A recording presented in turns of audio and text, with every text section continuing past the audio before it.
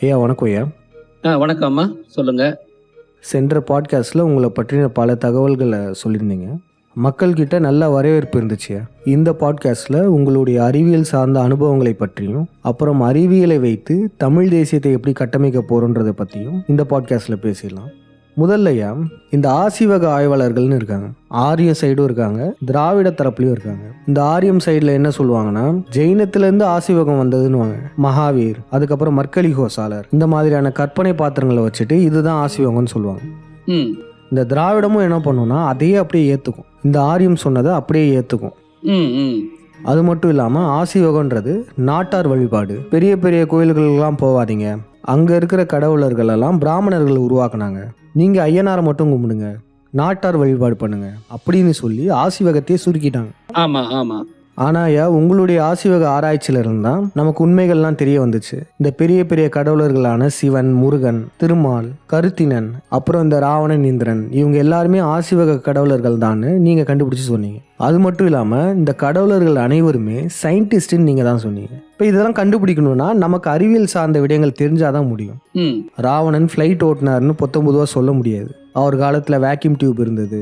அப்புறம் கருத்தினன் கிருஷ்ணன் காலத்தில் டிரான்சிஸ்டர்ஸ், டயோட்லாம் இருந்தது. இதெல்லாம் சொல்லணும்னா நமக்கு அறிவியல் சார்ந்த விடயங்கள் தெரிஞ்சால் மட்டும்தான் சொல்ல முடியும். நீங்களும் இந்த அறிவியல் துறையிலேருந்து வந்ததுனால உங்களால் சுலபமாக டீகோட் பண்ணலாம் முடிஞ்சிருக்கீங்க. நீங்கள் இந்த சயின்ஸ் ஃபீல்டில் எப்படியா வந்தீங்க? அறிவியல் ஆர்வம்லாம் எப்போயா வந்துச்சு? அதை பற்றி கொஞ்சம் சொல்லுங்கள். சரி சரி, நான் ஆசிவத்தை பற்றியே சொல்கிறேன். ஆசு ஈவு அகம், அதாவது மக்கள் கேட்கின்ற கேள்விகளுக்கு, தேவைகளுக்கு உடனடியான தீர்வை கொடுப்பாங்க ஆச்சுங்களா. இப்போ ஃபார் எக்ஸாம்பிள் ஒருத்தர் கேட்குறேன், என்னங்க வானம் ஏன் நீல நிறத்தில் இருக்கு, ஏன் சூரியன் தோன்றும் போது சிகப்பா இருக்கு, பெருசா இருக்கு, இந்த மாதிரிலாம் ஒரு கேள்வி கேட்டாங்கன்னா இதற்கெல்லாமும் தீர்வு வச்சிருந்தாங்க நம்ம சித்தர்கள். நமது வாழ்க்கையே ஒரு விஞ்ஞானத்தோட பின்னி பிணைந்த வாழ்க்கை தான் நாம இந்த இயற்கையினுடைய பிள்ளைகள் தான் நாம. அப்ப மக்கள் கேள்வி கேட்கின்ற கேள்விகள் பலவிதமான கேள்விகள் இருக்கும். மழை எப்படி பெய்யுது, பலவிதமான கேள்விகளை கேட்பாங்க. இந்த கேள்விகள் எல்லாத்துக்குமே அவங்க பதில் சொன்னாங்க. வெறும் மருத்துவம் சார்ந்த கேள்விக்கு மட்டும் அவங்க பதில் சொல்லல. அவங்க எல்லாருமே சயின்டிஸ்ட். அதுதான் ஆசிவகம் என்பதே. ஆசி ஈவகம்னா கேட்டதுக்கெல்லாம் பதில் சொல்றவங்க. அப்ப அவங்க முழு விஞ்ஞானிகள். இதுதான் ஆசிவகம்ன்றது. இப்ப நீங்க சொல்ற கருத்து, நான் எனக்கு விஞ்ஞானத்துல ஆர்வம் ஏற்பட்டதுன்னு நீங்க கேக்குறீங்க. நான் 5ஆம் வகுப்பு படிக்கும்போது தினமணி பத்திரிகை எங்க வீட்டுக்கு வரும். எங்க அண்ணன் வாங்கிடுவாரு. அறிவியல் செய்திகளை நான் விரும்பி படிப்பேன். அதுல குறிப்பா அமெரிக்கா நிலவுக்கு போறதுக்கான ஆயத்த பணிகள்லாம் இப்ப நடந்துகிட்டு இருந்தது. அப்பல்லோ ராக்கெட்டுகள்லாம், அப்பல்லோ 8, 9 இதெல்லாம் மேல போயிட்டு வந்துட்டு இருக்கிறது, அவங்க இந்த ஸ்பேஸ் ஷூட்ல இருக்கிறது, அப்புறம் வானத்துல அப்படியே மிதக்கிறது போன்றது இதெல்லாம் வரும். நான் எல்லாத்தையுமே ரொம்ப ஆர்வமா படிப்பேன். நான் அடுத்த நாள் பள்ளிக்கூடத்துல அதெல்லாம் நான் பேசுவேன். சக மாணவர்கள் சில பேர் பாத்தீங்கன்னா சிந்து பாத கதையெல்லாம் பேசிட்டு இருப்பாங்க தினத்தந்தியில வர்றத. நான் இந்த ராக்கெட் விடுறத பத்தி தான் நான் பேசிக்கிட்டே இருப்பேன். எனக்கு அது எனக்கு ஒரு அப்சஷன் மாதிரி எனக்கு அதுக்குள்ளார குடிக்கொண்டுருச்சு.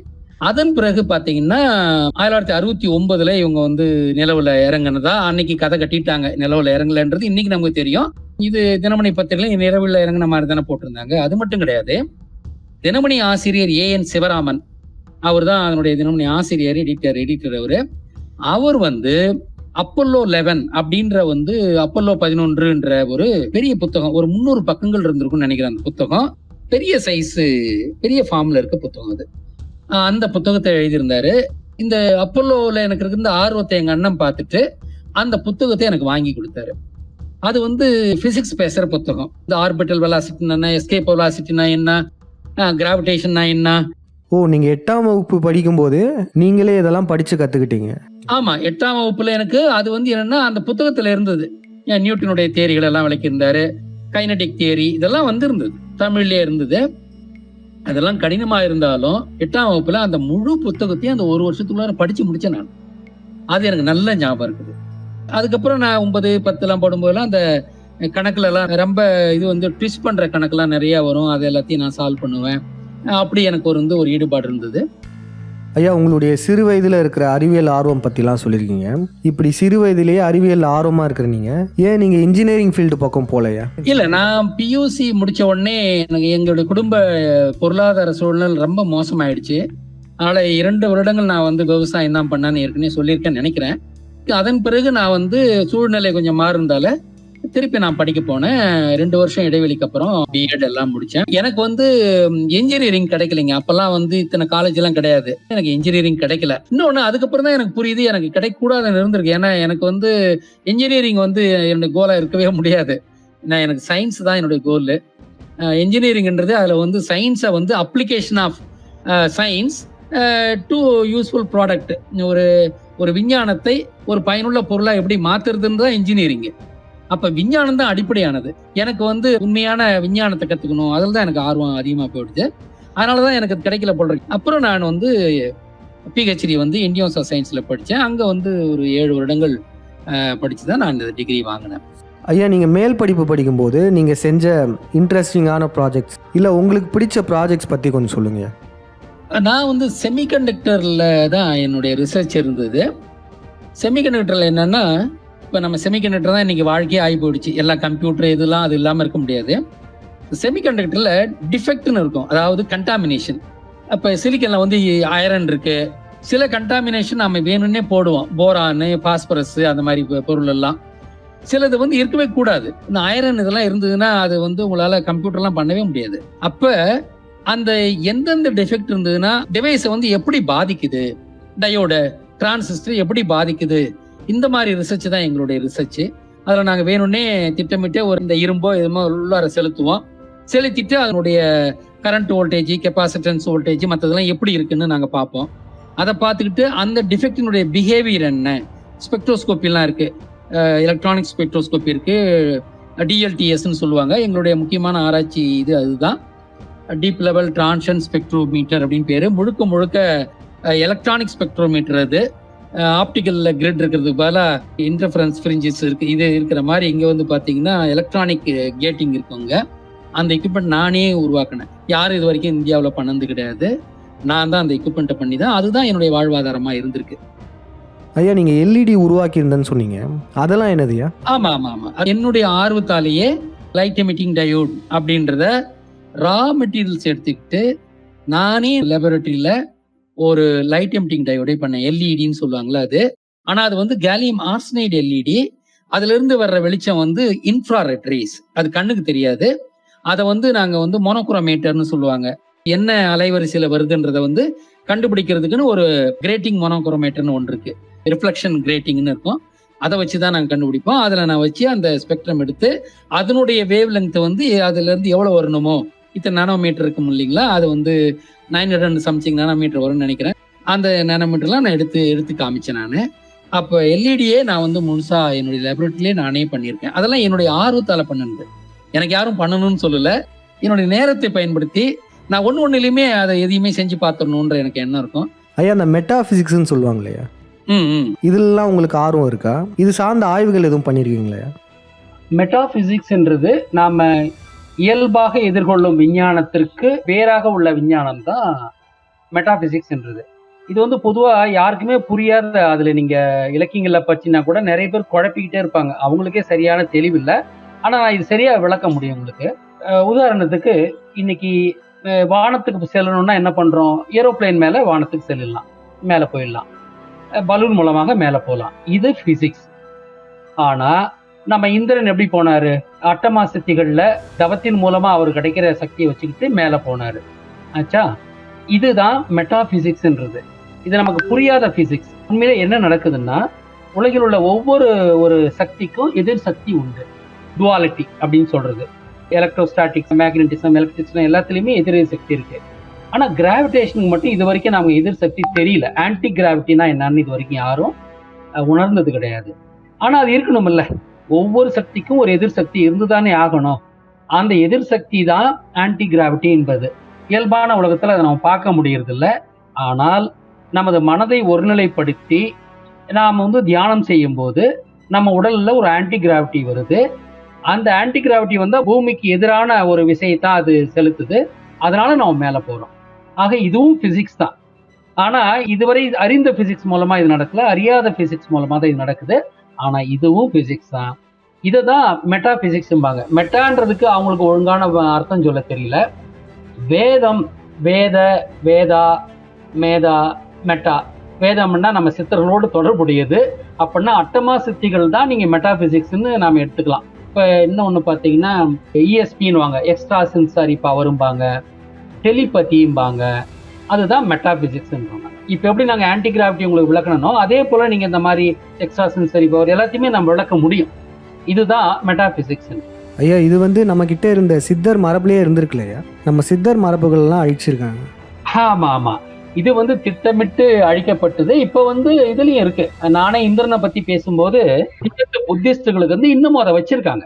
ஆனா அது அந்த அளவுக்கு இப்ப குறைஞ்சு போயிடுச்சு. ஏன்னா அந்த குருகுலங்களையே அழிச்சிட்டாங்க அப்படின்றதால. ஆனா இன்னமும் இருக்கு அந்த கலை, இன்னும் சுத்தமா அழியல. அதான் இன்னமும் இது எல்லாத்தையுமே மீட்டு நாம கொண்டு வர முடியும். அந்த சித்த மரபை மீட்டோம்னா அதையும் நாம மீட்டு கொண்டு வந்துட முடியும். அந்த குவாண்டம் ஃபிசிக்ஸ்ன்னு சொல்கிறாங்களே, இருக்கிறதுலே ரொம்ப காம்ப்ளிகேட்டடான ஒன்று அப்படின்லாம் சொல்கிறாங்க. இந்த குவாண்டம் ஃபிசிக்ஸை பற்றி நீங்கள் எப்படி பார்க்குறீங்க? நம்ம திருமால் சித்தர் தான் இதை கண்டுபிடிச்சாரு.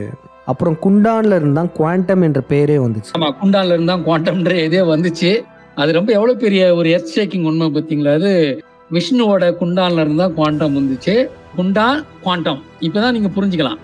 அப்போ அது ஒரு பேக்கெட் ஆஃப் எனர்ஜி அப்படின்றது, small tiny packet of energy. அது குவாண்டம் மெக்கானிக்ஸ்ன்றது. நாம எல்லாருமே வேவ் தாங்க. எல்லா பொருளுமே வேவ் தான்.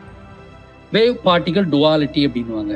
சில சமயத்தில் பார்ட்டிகல் மாதிரி அது இருக்கும், சின்ன துகள் மாதிரி இருக்கும். சில நேரத்தில் அது ஒரு அலை மாதிரி இருக்கும். சில எக்ஸ்பெரிமெண்ட்ல தான் அலை தான் அது காமிக்கும். சில எக்ஸ்பெரிமெண்ட்ல இது பார்ட்டிகல் மாதிரி காமிக்கும். அந்த லைட்டை வச்சு கூட எக்ஸ்பெரிமெண்ட் பண்ணி அது வேவாகவும் இருக்கு, ஃபோட்டானாகவும் இருக்கு. அது ஆமா, அங்க உங்களுக்கு வேவ் மாதிரி காமிக்கும். போட்டோ எலக்ட்ரிக் எஃபெக்ட்னு இருக்கு. ஒரு செலினியம் போன்ற ஒரு மெட்டீரியல் மேல லைட்டை பாஸ் பண்ணனா அதுல இருந்து எலக்ட்ரான் வெளியே வரும். லைட்டு போய் பட்ட உடனே ஒரு லைட்டுக்குமே ஒரு எலக்ட்ரான் வெளியே வரும்.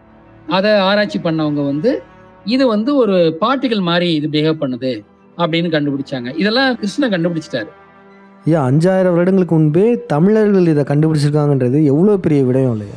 ஆமா. கிருஷ்ணன் போட்டோ எலக்ட்ரிக் எஃபெக்ட்டுக்கு குவாலிட்டேட்டிவ் எக்ஸ்பிளனேஷன், அதாவது கணக்கு போட்டு சொல்லாம இது இப்படி இருக்குன்றத அந்த தத்துவத்தை அவர் சொல்லிட்டாரு. அப்புறம் விஷ்ணு இதை டிரைவ் பண்ணி கொடுத்துருக்காரு இல்லையா? இந்த குவாண்டம் ஃபிசிக்ஸ் முழுமைப்படுத்தப்பட்டதே இந்த திருமாலுடைய காலகட்டத்தில் தான். அப்படிப்பட்ட நம்ம விஷ்ணுவுடைய டூப்ளிகேட்டாக தான் இந்த நீல்ஸ் போர்னா நீல பண்ணின்னு பேரு. உண்மையில சொல்லுங்க, பிசிக்ஸ்ல எனக்கு அவ்வளவு ஆர்வம். நான் பிசிக்ஸை என்ன போல யாரும் படிச்சிருக்க முடியாதுன்னு சொல்லணும். பிசிக்ஸ்க்காகவே நான் பிறந்து வளர்ந்த ஆளு. நான் உண்மையிலேயே நியூட்டனு, அந்த ஹச்சி கண்டுபிடிச்ச ஒரு மேக்ஸ் பிளாங்க்கு, ஹைட்ரஜன் ஆட்டம் எப்படி இயங்குதுன்னு சொன்னவர் போர், நீல்ஸ் போரு, அப்புறம் ஷ்ரோடிஞ்சர் வேவ் ஈக்குவேஷன் ஷ்ரோடிஞ்சரு, அப்புறம் ஃபெர்மி, டிராக்கு, அந்த மாதிரி ஆளுங்களெல்லாம் நான் பார்க்கும்போது அவங்களெல்லாம் நான் கடவுள்னே தான் நான் சொல்லுவேன். ஆனால் இப்போ பார்த்தீங்களா, உண்மையிலேயே அவங்க கடவுள் தான். இவனுங்க எல்லாமே ஃப்ராடுங்க, திருடிக்கிட்டானுங்க. நம்ம கடவுள்னு திருடிக்கிட்டது. இப்போ 16ஆம் 17 18ஆம் நூற்றாண்டில் கண்டுபிடிச்சதே நான் கடவுள்னு சொன்னேன்னா, 20,000 வருஷத்துக்கு முன்னால சிவன் தான் டால்டனு, 10,000 வருஷத்துக்கு முன்னால் இருந்த முருகன் தான் ரூதர்ஃபோர்டு அணுவை உடைக்க முடியும்னு சொன்னார்னா யாருங்க நம்புவாங்க? சுலபமாக நம்ப மாட்டாங்க. It takes lot of education. பல விஷயங்களை நம்ம வச்சு ப்ரூவ் பண்ணியிருக்கோம். இப்போ இதெல்லாம் சினிமாவிலே சொல்ல ஆரம்பிச்சிட்டாங்க, அப்படி நம்ம கடவுள் எல்லாம் இருக்காங்கன்ட்டு. அதுதான் அப்புறம் இங்கிலீஷ் படத்தில் பார்த்தீங்கன்னா டார்க் நைட் ரைசஸ் படத்தில் வருது பார்த்தீங்கன்னா, அப்படியே நம்ம மகாபாரதம் தான் அது. டார்க் நைட் ரைசஸ்ன்றது 3வது சீரீஸில் 3வது படம், அப்படியே மகாபாரதம். அதில் அணுகுண்டு வெடிச்சது அதெல்லாம் சொல்லிட்டாங்க. இது எல்லாம் சத்தியமான உண்மைகள். நம்முடைய கடவுளர் எல்லாம் அறிந்தவர்களாக இருந்திருக்கிறார்கள். விஞ்ஞானம் தெரிந்திருக்கிறது அவங்களுக்கு ஒழுக்கம், அதெல்லாம் அவங்கெல்லாம் வாழும் தெய்வங்களாக தான் வாழ்ந்திருக்கிறாங்க. தங்களே அர்ப்பணிச்சுக்கிட்டாங்க. அவங்க தான் கடவுளாக மாறினாங்க. அப்புறம் அவங்க தவமும் செஞ்சுருப்பாங்க. அப்போ அவங்களுக்கு அந்த பிரபஞ்ச ஆற்றல் அவங்களுக்கு வருது. பல விஷயங்களை கண்டுபிடிக்கிறதுக்கு அந்த பிரபஞ்சமே அவங்களுக்கு உதவி இருக்குது. அவங்களதான் இப்போ ஏலியன்ஸ்ன்னு சொல்றானுங்க. ஆனா அவங்க டமேலியன்ஸ், ஏலியன்ஸ் இல்ல, டமேலியன்ஸ். தமிழியன்ஸ் தான் அவங்க. ஆமாம். அந்த ஹிஸ்ட்ரி சேனலில் ஏன்ஷியன்ட் ஏலியன்ஸ்னு ஒரு ஷோ போடுவாங்க. அதெல்லாம் பார்த்தீங்கன்னா Ayyanar alien, Sivan alien, Vishnu alien, எல்லாருமே ஏலியன்னு சொல்லிடுவாங்க. ஏதோ ஏலியன்ஸ் கொடுத்த டெக்னாலஜி தான் நம்ம பயன்படுத்திகிட்டு இருக்கோம். பிரமிட்ஸு, அப்புறம் கோயில்கள், இது எல்லாமே ஏலியன்ஸ் டெக்னாலஜி தான். அதாவது நமக்கு சுய அறிவுலாம் இல்லையா, இந்த அளவுக்கு மனிதர்களால் சிந்திச்சு எதுவும் பண்ண முடியாதான், அப்படி கட்டமைப்பாங்க. ஆமா சொல்லிட்டு இருப்பானுவன், எல்லாம் தெரிஞ்சுக்கிட்டே பேசுறானுவன், புரியுதுங்களா? அவனுங்க எல்லாம் பித்தலாட்ட பேர் வழிகள் எல்லாம் தெரிஞ்சுக்கிட்டே எல்லாம் ஏலியன்ஸ் சொல்லிட்டு இருக்கானு.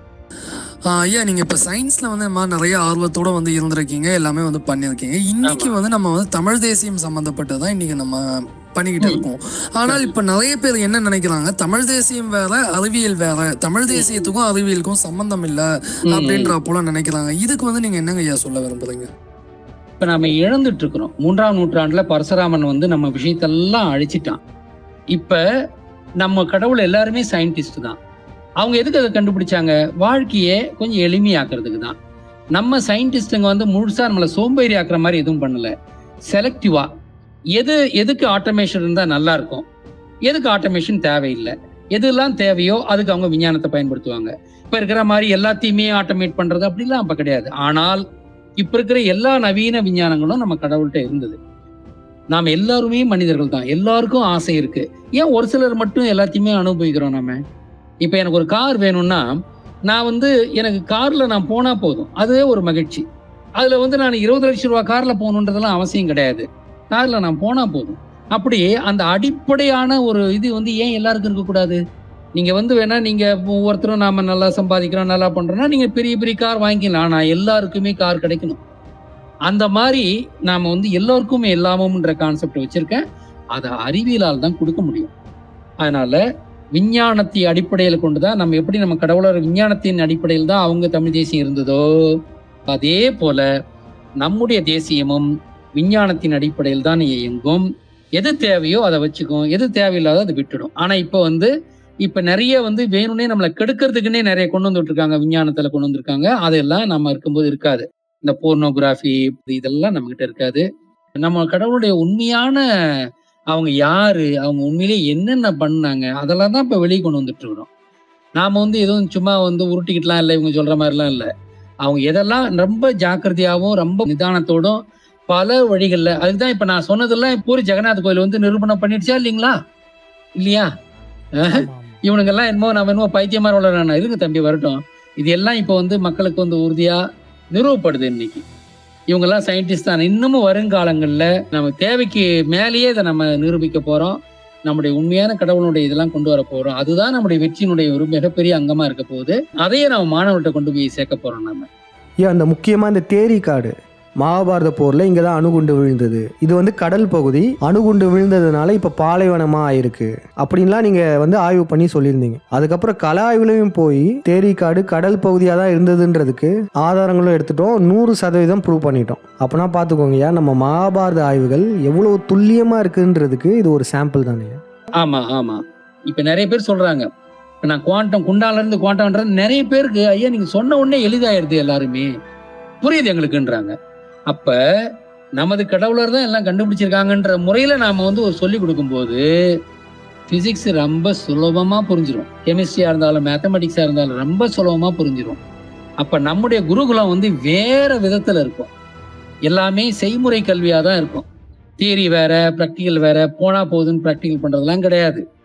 அவங்க வந்து எல்லாத்துலயும் திறந்திருப்பாங்க. அவங்க வந்து எல்லா நாலேஜும் அவங்களுக்கு கொடுக்கப்படும். அவங்க பள்ளிக்கூடத்துல இருந்து வெளியே வரும்போது பார்த்தீங்கன்னா ஒவ்வொருத்தருமே ஒரு ஜெயண்டா வெளியே வருவாங்க.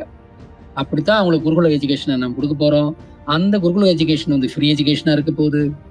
அந்த நமது கடவுளர் வாழ்ந்த காலத்தை விட சிறந்த காலமா நம்ம கொண்டு வரணுன்றதான் என்னோட இது.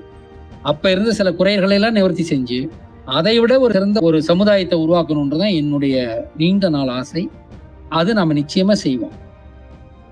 ஐயா, இப்போ நம்ம அறிவியல்லாம் பேசுகிறோம், அறிவியல் சார்ந்த கண்டுபிடிப்புகள்லாம் சொல்கிறோம், நம்ம கடவுளர்கள் சயின்டிஸ்ட்லாம் சொல்கிறோம், பல ஆராய்ச்சிகள் நீங்கள் பண்ணுறீங்க. ஆனால் ஒரு சிலர் என்ன சொல்கிறாங்கன்னா, இப்படியே ஆராய்ச்சி பண்ணிட்டு போயிட வேண்டியது தானே, எதுக்கு அவர் கெட்டவர் இவர் கெட்டவர்னு சொல்கிறீங்க, உங்கள் கண்ணுக்கு எல்லாருமே எப்படி கெட்டவராக தெரியுறாங்க அப்படின்லாம் சொல்கிறாங்க. அதுவும் 5ஆம் தமிழர் சங்கம் வந்து எல்லாரையுமே கெட்டவங்களா போர்ட்ரேட் பண்ணுது இப்படின்லாம் சொல்கிறாங்க. நம்ம ஏன் கருப்பாடுகளெல்லாம் அம்பலப்படுத்துகிறோம்? இதை பற்றி நீங்கள் இப்போ மக்கள்கிட்ட சொன்னீங்கன்னா நல்லா இருக்குங்க. கருப்பாடுகளை களைவது தமிழ் தேசியில் மிக மிக மிக மிக மிக மிக முக்கியமான ஒரு விஷயம். யாரெல்லாம் தமிழ் தேசியத்துக்கு எதிராக நயவஞ்சமாக பேசுகின்றார்களோ அவர்களை நாங்கள் அம்பலப்படுத்துவோம். அதை தான் நாங்கள் செய்வோம். நீங்க யார் வேணாலும் எங்களை என்ன வேணாலும் நினைச்சிங்க, எங்களுக்கு தமிழ் தேசியம் தான் ஒரே குறிக்கோள். அதற்கு குறுக்க யார் வந்தாலும் அவர்களை கொஞ்சமும் மச்சமின்றி நாங்கள் அம்பலப்படுத்துவோம். இதுதான் 5ஆம் தமிழ் சங்கம் செய்யும், தமிழ் நலப்பை செய்யும். அதனால நண்பர்களே, தயவு செய்து இன்னமும் ஏமாளியா இருக்காதீங்க.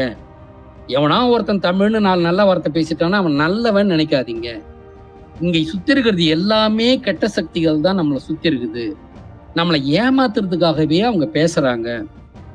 அவங்க பேசுறதெல்லாம் உண்மை கிடையாது. நாங்க யாரை நாங்க விமர்சிக்கிறோம்னா, யாரெல்லாம் சரியாக இல்லையோ அவர்களை நாங்கள் விமர்சிப்போம். அது எந்த இதுவும் கிடையாது. அவங்க எவ்வளவு பெரிய கொம்பனா இருந்தாலும் நாங்க விமர்சிப்போம். அது உங்களுக்கே தெரியும். நம்ம வீடியோவில் பார்க்குற அத்தனை பேருக்கும் உங்களுக்கு தெரியும். நாங்க யாரையும் வச்சு பார்க்க மாட்டோம்.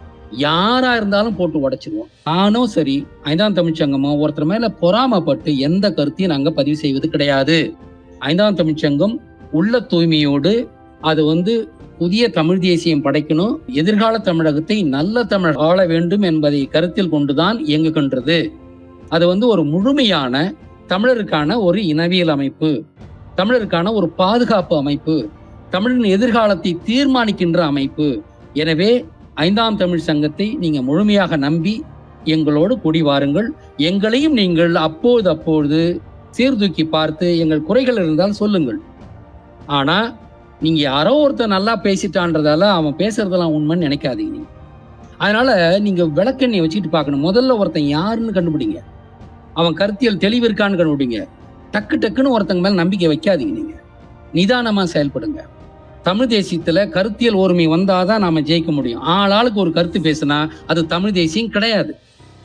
அதாவது என்னன்னா, இப்போ ஒவ்வொரு கருத்துக்கு பின்னாலேயும் ஒரு கூட்டம் சேர்ந்திருக்கு, அதுதான் நடந்திருக்கு. ஆனா இந்த கூட்டம் போற ஒரே ஆளுமையின் கீழே தான், அது ஒரே இயக்கத்தின் பின் பக்கமா தான் சேர்ந்தாதான் நம்ம வெற்றியை அடைய முடியும்.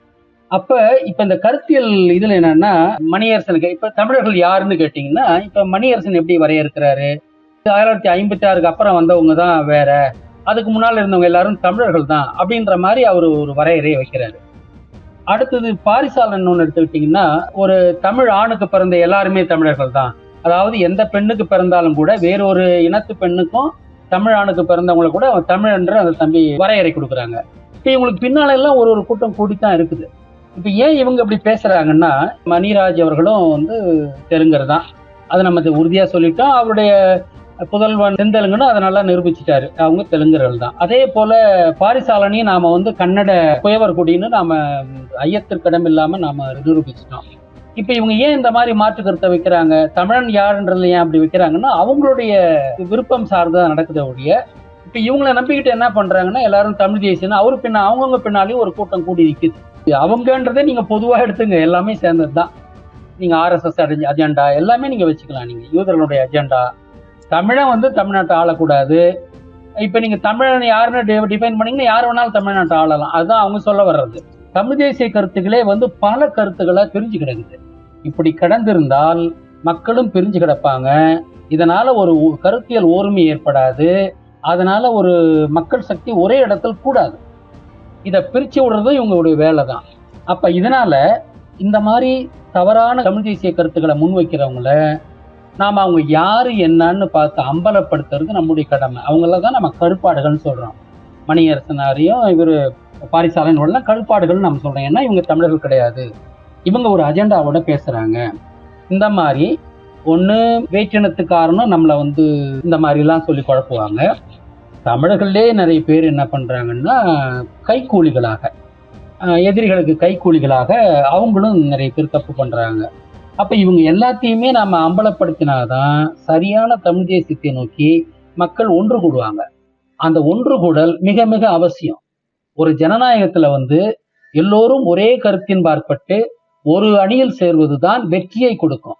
அவனும் ஒவ்வொருத்தரும் ஒரு டெஃபினேஷன், ஜாதி, தமிழனுக்கு ஜாதி பார்க்கலாமா பார்க்க கூடாதா, தமிழன் யார், இந்த மாதிரி ஒண்ணு ஒரு 100 கருத்துக்கள் இருந்ததுன்னா மக்கள் எப்படி ஒரு இயக்கத்துல ஒரு இதுல தலைக்கட்டுல வர முடியும்? முடியாது. எப்போ மக்கள் ஒன்று கூட முடியலையோ அப்ப நம்முடைய தமிழ் தேசியம் வெற்றி கொள்ளாது. இது வெறும் வாதமா தொடர்ந்துகிட்டே இருக்கும். அப்ப யாரெல்லாம் தமிழ் தேசியத்துக்கு தீங்கு பண்றாங்களோ அவங்கள நம்ம களையணும். இன்னும் ஒண்ணு, 7100 வருஷமா நமக்கு யூதர்கள் நம்ம அழிக்கணும்னு திட்டம் போட்டிருக்காங்க. நமக்கு அத்தனை எதிரிகளை உருவாக்கி வச்சிருக்கிறாங்க. எல்லாம் நல்லவங்க போலதான் நடிப்பாங்க, நல்லா 10 கருத்து சொல்லுவாங்க, ஆழமான ஒரு கருத்துல விஷத்தை அழகாக ஏற்றுவாங்க. அந்த ஒண்ணு போதும் நாம வீணா போறதுக்கு. ஐயா, நம்ம சொல்கிறோம் கருத்தியல் ஓர்மை தேவை, கருத்தியலில் ஒற்றுமை தேவைன்னு சொல்கிறோம். ஆனால் நம்ம மக்கள்லேயே ஒரு சிலர் என்ன சொல்கிறாங்கன்னா, கருத்தியல் சமரசம் பண்ணிக்கோங்க, கருத்தியலில் கொஞ்சம் மாற்றம் தானே இருக்குது, எல்லாரும் நல்லவங்க தானே, அதனால் கருத்தியலை சமரசம் பண்ணிக்க வேண்டியது தானே அப்படின்ற மாதிரிலாம் சொல்கிறாங்க. இல்ல அது ரொம்ப ஒரு குடத்துல ஒரே ஒரு சொட்டு தானே விஷம் இருக்குது, அதனால அட்ஜஸ்ட் பண்ணி குடிச்சிங்கன்னு சொல்ற மாதிரி இருக்கு. இதெல்லாம் உதவவே உதவாது. நமக்கு எது சரியான கருத்தோ அந்த ஒரு சரியான கருத்தின் பார்ப்பட்டு தான் எல்லாம் ஒண்ணு செய்யணும். கருத்தியல் ஓர்மை தான் மக்களையும் ஓர்மைப்படுத்தும். இல்லாட்டி போனா ஒவ்வொருத்தன் பின்னாலேயும் ஒரு கும்பல் போய் நின்றுட்டு இருக்குது. இப்ப அவங்க எல்லாம் தமிழர்களே இல்லை, ஆனா இவங்க என்ன நினைச்சிட்டு இருக்காங்க, அவங்க தமிழை நினைச்சுக்கிட்டு அவங்க பின்னால போய் நிக்கிறாங்க. அவங்க அஜெண்டாவால இறக்கி விடப்பட்டவர்கள் அப்படின்னு இவங்களுக்கு புரியுறது இல்லை. 4 விஷயம் நல்லது பேசுவாங்க, ஒரு விஷயம் கெட்டது பேசுவாங்க. இவங்க என்ன பண்ணுவாங்கன்னா, நல்லா தானே பேசுறாங்க, அதெல்லாம் சரியா தானே சொன்னாங்க, இதை பற்றி எப்படி தப்பா இருக்க முடியும்? ஏன்னா நிறைய மக்களுக்கு சிந்திக்கிற திறன் இல்லை, அவங்க சிந்திக்க மாட்டேன்றாங்க. ஆமாயா, நம்மளுடைய சிந்தனை ஆற்றலை குறைச்சதே இந்த பிண்டாரிகள் தானே. ஆமா ஆமா.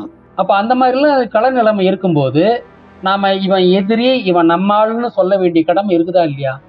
அப்ப யூதன் நாம என்றென்றும் மீண்டெழக்கூடாதுன்றதுக்காகவே எல்லா விதமான இந்த மாதிரி ஏற்பாடுகள்லாம் பண்ணி வைக்கும்போது நம்ம சுத்தி நிறைய பேர் கெட்டவனாதான் இருக்கான்.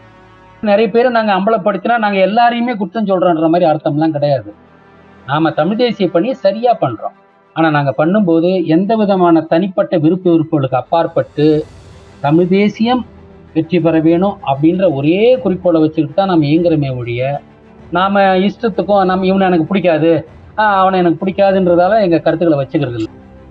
நாங்க என்ன சொல்றோம்னா, கருத்தியல் ஓர்மை ஒண்ணு வேணும், தமிழ் மக்கள் எல்லாம் ஒரு இயக்கத்தின் பின்னால நிற்கணும். அப்படி இருந்தா தான் நம்ம ஜெயிக்க முடியும். அது 5ஆம் தமிழ் சங்கம் தான் தமிழர்களை வழி நடத்தக்கூடிய ஒரே சரியான இயக்கம். நம்ம ஆன்மீகத்தை நம்ம மீட்டெடுத்திருக்கிறோம், நம்முடைய வரலாற்றை மீட்டெடுத்திருக்கிறோம். நமக்கு இப்போ வகுப்புகள் வேற நடத்த போறோம். நாம மக்கள் பிரதிநிதிகளுக்கான பட்டயப்படுத்தி நடத்த போறோம். தமிழருக்கு எதுவெல்லாம் தேவையோ அதையெல்லாம் பார்த்து செஞ்சு கொண்டிருக்கிற அமைப்பு தான் 5ஆம் தமிழ் சங்கம். எனவே 5ஆம் தமிழர் சங்கத்தின் பின்னால் அனைத்து தமிழரும் ஒன்று கூட வேண்டும். நாம் எல்லாரும் ஒரு அமைப்பின் பின்னால ஒன்று கூடினாதான் வெற்றியை காண முடியும். இயக்கத்தில் சேராமையே நீங்க தமிழ் தேசியவாதிகளா இருந்தீங்கன்னா கூட தயவுசெய்து சேருங்க, எண்ணிக்கையை பலத்தை கூட்டுங்க. மேலும் இதுவரைக்கும் தமிழருக்கான ஒரு இனவியல் அமைப்பு இருந்தது கிடையாது.